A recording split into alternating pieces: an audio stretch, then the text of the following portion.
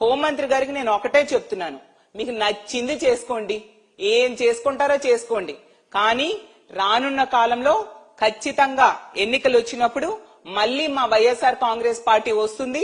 మీ అందరికీ తగిన return gift ఇవ్వడానికి సిద్ధంగా ఉన్నాం.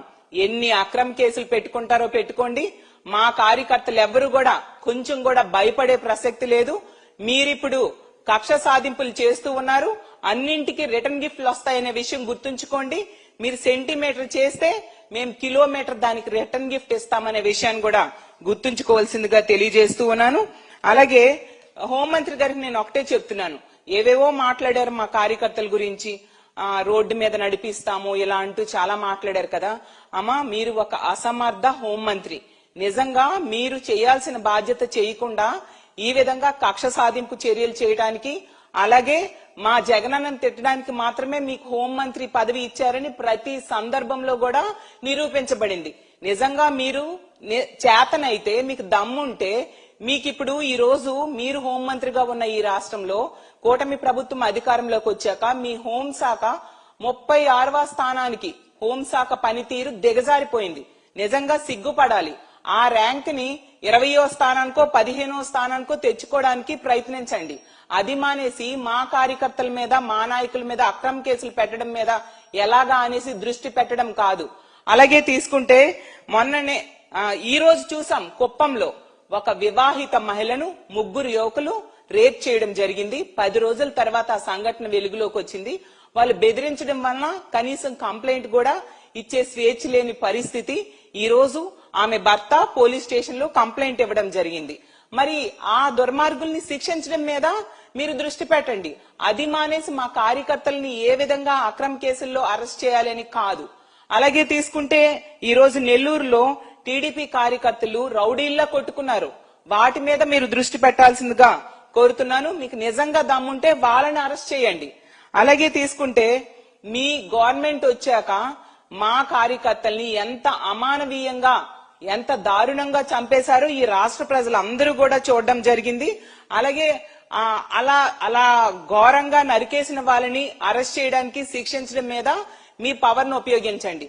నిజంగా మీరు ఎంత అసమర్థ హోంమంత్రి అంటే, మీ తోటి మంత్రి అయిన సంధ్యారాణి గారి పిఏ, అతని మీద ఒక మహిళ, ఒక ప్రభుత్వ బీసీ మహిళ, ఆమె ఒక ప్రభుత్వ ఉద్యోగిని, ఆమెకి ఎంత దారుణంగా అత్యాచారం చేయడమే కాకుండా మంత్రుల దగ్గరికి, మంత్రుల పిల్లల దగ్గరికి, తెలుగుదేశం పార్టీ నాయకుల దగ్గరికి వెళ్లమని లోబర్చుకోవడానికి ట్రై చేశాడని ఎస్పీకే స్వయంగా వచ్చి కంప్లైంట్ ఇస్తే కనీసం ఆ నిందితుడైన సతీష్ ని ఈ రోజు కూడా అరెస్ట్ చేయలేని అసమర్థ హోంమంత్రి మీరు.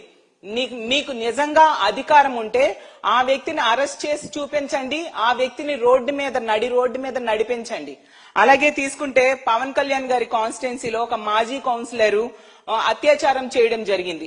అలాంటి వ్యక్తిని నడి రోడ్డు మీద నడిపించండి.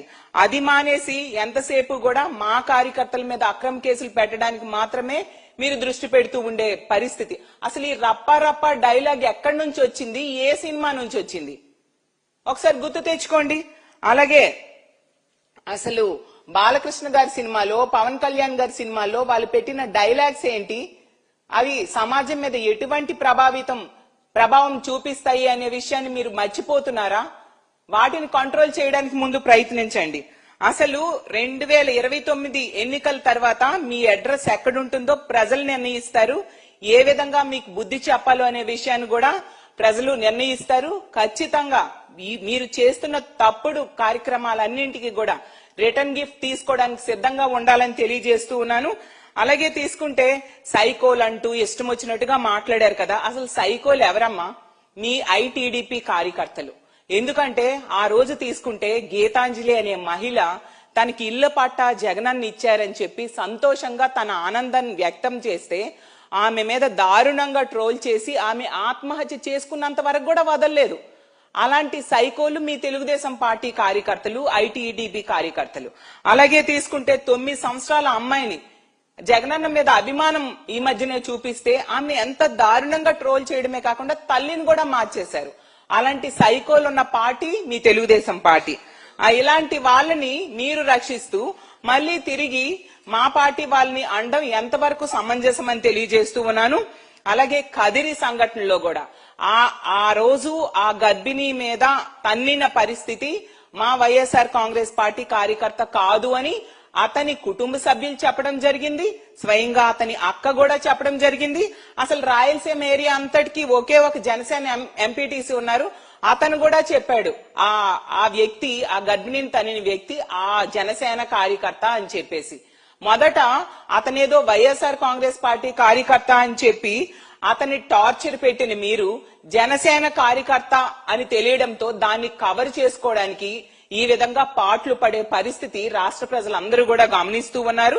మాట్లాడితే ఇంకో మాట హోంమంత్రి గారు అంటూ ఉన్నారు, తల్లిని చెల్లిని అంటూ. ఇదొక మాట ఈవిడికి అలవాటైపోయింది. ఇలా జగనన్నని వ్యక్తిగతంగా తిట్టడం కోసమే ఈమెకు హోంమంత్రి ఇచ్చారు తప్ప పని చేయడానికి కాదు అనేది చాలా సందర్భాల్లో స్పష్టమైంది. అమ్మా అనిత గారు, మీకు ఒకటే చెప్తున్నాను, మీ ముఖ్యమంత్రి అయిన చంద్రబాబు నాయుడు గారు తన తల్లికి ఎంత ఆస్తి ఇచ్చారు, తన చెల్లెలికి ఎంత ఆస్తి ఇచ్చారో చెప్పాల్సిందిగా కోరుతున్నాను. అలాగే తన హెరిటేజ్ లో తన చెల్లెలికి ఎంత వాటా ఇచ్చారో కూడా చెప్పాల్సిందిగా నేను తెలియజేస్తూ ఉన్నాను. అలాగే తీసుకుంటే జగనన్న తన తల్లికి చెల్లికి ఎంత బాగా చూశారు, మీ చంద్రబాబు నాయుడు గారు తన తల్లికి చెల్లెలికి ఎంత బాగా చూశారో బహిరంగ చర్చకు కూడా మేము సిద్ధంగా ఉన్నామని కూడా తెలియజేస్తూ ఉన్నాను. ఎందుకు ఇలా పచ్చి అబద్ధాలు మాట్లాడుతూ లేని విషయాలను చెప్తూ ప్రజల్ని మభ్య పెట్టడానికి నిత్యం ప్రయత్నిస్తూ ఉంటారు? మీకు ఇచ్చిన బాధ్యత ఏంటి? అసలు మీ కూటమి ప్రభుత్వానికి 164 సీట్లు ప్రజలు ఇచ్చారు.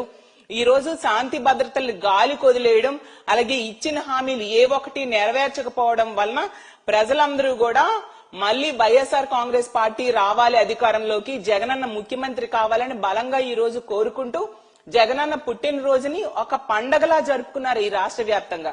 దాన్ని చూసి తట్టుకోలేక, అలాగే మీ ఇంటెలిజెన్స్ రిపోర్ట్స్ అన్నింట్లో కూడా మళ్ళీ జగన్మోహన్ రెడ్డి గారు ముఖ్యమంత్రి అవుతారు అని రావడంతో దాన్ని చూసి తట్టుకోలేక కడుపు మంటతో ఈ విధంగా మా వైఎస్ఆర్ కాంగ్రెస్ పార్టీ కార్యకర్తల మీద అక్రమ కేసులు పెట్టడానికి మీరు దృష్టి పెట్టారు. ప్రజలు దీన్ని గమనిస్తూ ఉన్నారు. మనం ఉన్నది ప్రజాస్వామ్య దేశంలో. ప్రజలకి రాజ్యాంగం కొన్ని హక్కులు ఇచ్చింది. ఆ హక్కుల్ని కూడా ఈ రోజు కాలరాస్తూ రెడ్ బుక్ రాజ్యాంగం అమలు మీద దృష్టి పెట్టారు తప్ప ఎక్కడా కూడా అంబేద్కర్ రాజ్యాంగం అమలు కాని పరిస్థితి రాష్ట్రంలో నెలకొని ఉంది. ముందుగా మీరు చేయాల్సిన పని, మన ర్యాంక్ ని 36వ ర్యాంక్ అని కేంద్ర హోంశాఖ నివేదిక ఇచ్చింది కదా, దాన్ని తగ్గించడానికి ప్రయత్నించండి. రెండోది, అమిత్ షా గారు లెటర్ రాశారు కదా మొన్న చంద్రబాబు నాయుడు గారికి, మన ఎమర్జెన్సీ కాల్ సెంటర్ 112 కాల్ చేస్తే 26 నిమిషాలు పడుతుంది అని చెప్పారు కదా, మీరు తగ్గించుకోండి. నేషనల్ యావరేజ్ అది 18 నిమిషాలుగా ఉంది. గతంలో జగన్మోహన్ రెడ్డి గారి టైంలో కేవలం 3 నుంచి 5 నిమిషాల్లో ఎమర్జెన్సీ కాల్ సెంటర్ కాల్ చేస్తే పోలీసులు వచ్చి వాళ్ళని రక్షించేవారు. ఈ రోజు ఇలాంటి దారుణమైన పరిస్థితులు ఉన్నాయి. ఆ ఎమర్జెన్సీ కాల్ సెంటర్ కి కాల్ చేస్తే పోలీసులు అటెండ్ అయ్యే టైం ని కూడా తగ్గించుకొని ఈ రాష్ట్రంలో ఉన్న మహిళలకి ప్రజలకి రక్షించడం మీద మీరు దృష్టి పెట్టాల్సిందిగా కోరుతున్నాను. అలాగే మీ చంద్రబాబు నాయుడు గారి సొంత సర్వేలో కూడా మీ హోంశాఖ డీ ఫంక్షనింగ్ అని వచ్చింది. నిజంగా ఇంత దారుణంగా హోంశాఖ బాధ్యతల్ని గాలి కొదిలేసి మా జగనన్నని, జగనన్న కుటుంబ సభ్యుల్ని తిట్టడం మీదే మీరు దృష్టి పెడుతూ ఉన్నారు. ఎప్పటికైనా బుద్ధి తెచ్చుకొని రాష్ట్రంలో శాంతి భద్రతల పరిరక్షణ మీద దృష్టి పెట్టండి అని తెలియజేస్తూ ఉన్నాను. మీరు ఎన్ని అక్రమ కేసులు పెట్టినా మా వైఎస్ఆర్ కాంగ్రెస్ పార్టీ కార్యకర్తలు ఒక ఇంచు కూడా భయపడని పరిస్థితి. రానున్న రోజుల్లో మళ్ళీ మా జగనన్నని ముఖ్యమంత్రి చేసుకుంటాం. ఈ రాష్ట్రంలో సుపరిపాలన ఎలా ఉంటుందో కూడా మేము చూపించబోతున్నామని తెలియజేసుకుంటూ సెలవు తీసుకుంటున్నాను.